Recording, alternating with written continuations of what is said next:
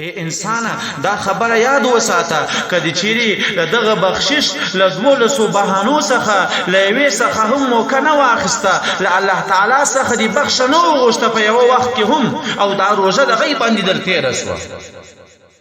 هغه انسان ته بیا بدعا چا کړی ده جبرائیل بدعا ورته کړی ده رسول الله امین باندې ویلی ده چې یوارې د جبرائیل امین دعا سي چې هغه به دعا و دې انسان ته کوي چې کوم انسان باندې دا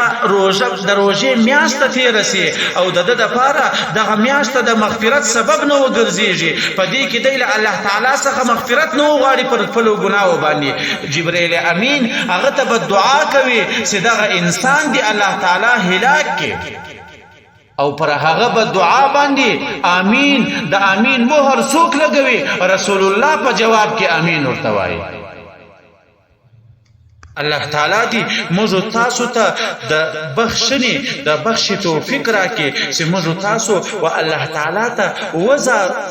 الله تعالی دی موږ تاسو ته توفیق راکړي چې موږ دغه فاته کمی ورځې چې دي دا په عبادت کې تیرې کو د قران کریم په تلاوت کې تیرې کو